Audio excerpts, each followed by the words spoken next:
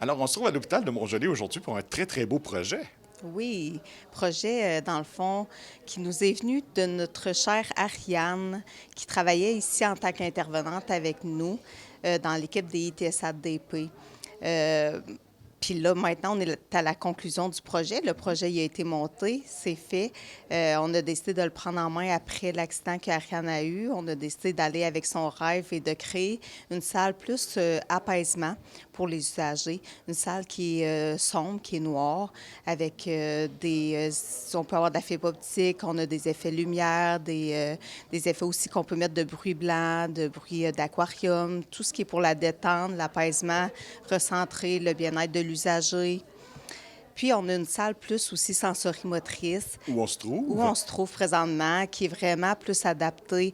Là aussi, on modifie. Tu sais, aujourd'hui, on a tout mis dans la salle, mais des fois, on peut en ranger aussi. Puis, dépendamment des besoins de chaque usager qui vienne, on va sortir soit le hamac, si la personne veut être dans un cocon, dans sa bulle, ou bien non, il va plus aller faire de la piscine à balles pour justement se créer, puis avoir un effet plus sensoriel sur lui, puis ou la tente noire, ou, tu sais, on peut, dans le fond, sortir les jeux aussi de table, on peut faire de la motricité avec nos pastilles ou qui peuvent marcher, sentir qu'ils sont dans un espace.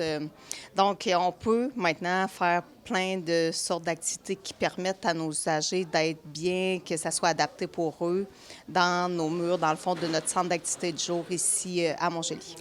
Est-ce que vous avez plusieurs, justement, personnes qui en bénéficient habituellement? Ici, habituellement, tu sais, le ratio là, qu'on reçoit par jour est environ 8 usagers. OK. Moi, dans le fond, on a des usagers aussi qui ont des troubles graves de comportement. Donc, des fois, le ratio pour ces personnes-là, qui fréquentent même aussi à temps plein s'ils viennent de familles naturelles, ils demandent du 1 pour 1 en constance, dans le fond, dans la journée.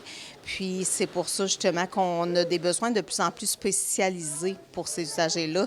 Donc, l'usagère, par exemple, vient, peut faire une activité de table, va s'en aller dans son horaire à chaque fois après ça à la salle d'apaisement parce qu'elle a besoin d'une pause. OK. C'est ce qui nous permet de faire, dans le fond, sa journée, puis qu'elle soit bien ici, puis qu'elle n'ait pas des troubles graves de comportement toute la journée.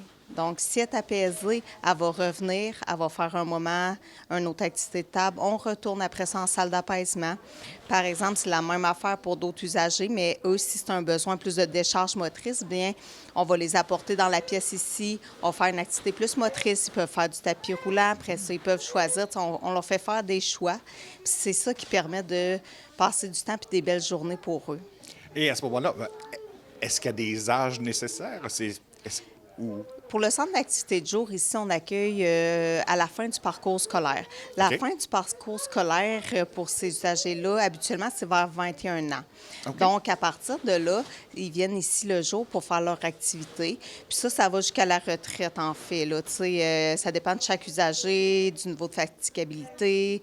Il y en a qui peuvent venir quand même à 66 ans, 67 ans. Ça dépend de Ah chaque oui. personne. OK, donc l'âge est très élargi. Habituellement, dans le centre d'activité de jour, on a environ 8 personnes. OK. Mais on disperse les personnes par sous-groupe, étant donné qu'ils n'ont pas tous les mêmes besoins. Puis, il y en a qui vont faire, qui sont non-verbales, par exemple, donc qui vont faire plus de bruit, de son.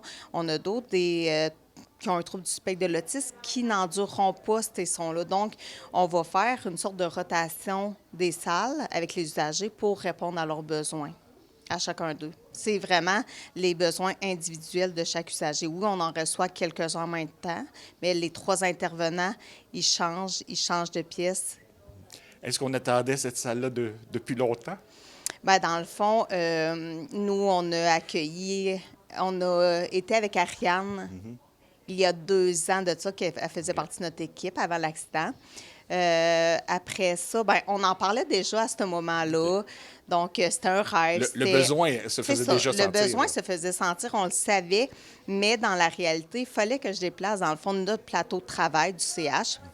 Il fallait qu'on organise quand même pour avoir les locaux accessibles, pour accueillir et faire ces salles-là pour répondre aux besoins des usagers.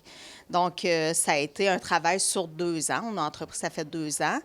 On a commencé par déménager notre plateau de travail. On a trouvé une place. On les a redirigés vers le rez-de-chaussée nord. Maintenant, ils sont bien installés. Après ça, on a commencé à monter notre projet pour déposer à la Fondation. Puis après ça, on a eu l'acceptation du projet, puis on a commandé le matériel, on a installé, puis on est rendu là maintenant, les usagers peuvent en profiter à tous les jours. Et je pense qu'on peut prendre le temps de dire un gros merci à ces deux fondations-là Oui. parce que sans ça, le projet n'aurait jamais vu le jour, probablement. Non, le projet n'aurait jamais vu le jour, effectivement.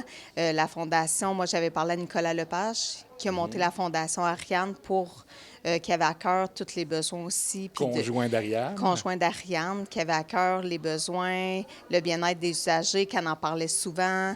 Donc, on s'est parlé. On a passé par la Fondation Métis, Fondation Rimouski, qui chapeaute aussi la Fondation Ariane, dans le fond.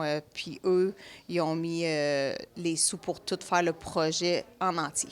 Donc, à tous ces gens-là, on leur dit un gros merci. Oui, un gros merci pour nous, l'équipe clinique, les usagers, tout le monde qui fréquente nos milieux.